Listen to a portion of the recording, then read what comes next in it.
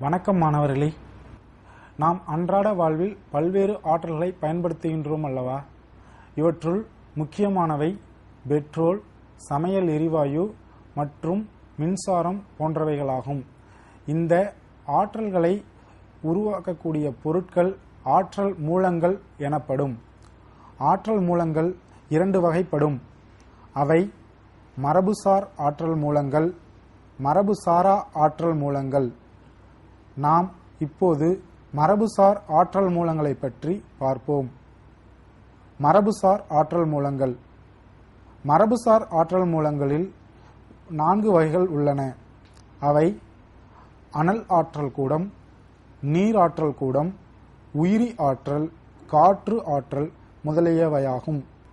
முதலில் அனல் ஆற்றல் கூடம் பற்றி பார்ப்போம்.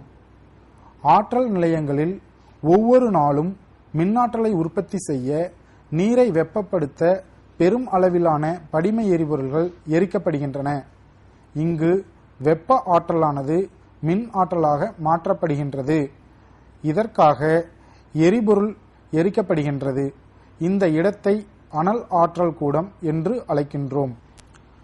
இரண்டாவதாக நீராற்றல் கூடம் பற்றி பார்ப்போம். நீராற்றல் கூடங்கள் விழுகின்ற நீரின் ஆற்றலை மின்னாற்றலாக மாற்றுகின்றன. நீராற்றல் மூலங்களை உபயோகிக்கும் போது படிம எரிபொருள்களைப் போல் ஒரு நாள் தீர்ந்து போய்விடும் என்று கவலைப்பட வேண்டியதில்லை. இவை மறுபடியும் பயன்படுத்தக்கூடிய ஆற்றல்களாகும். அடுத்து வருவது உயிரி ஆற்றல்.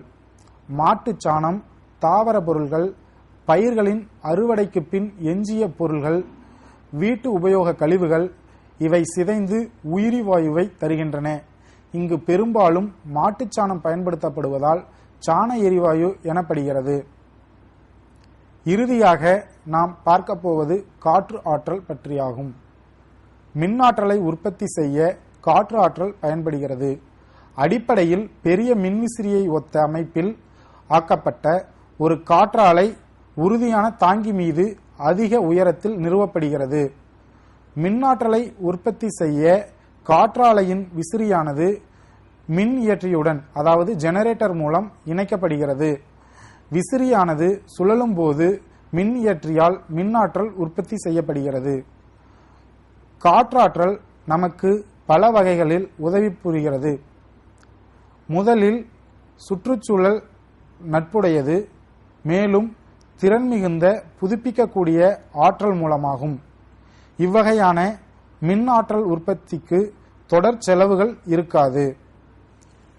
நாம் இதுவரை ஆற்றல் மூலங்கள், அவற்றின் வகைகள் பற்றி அறிந்து கொண்டோம். நன்றி.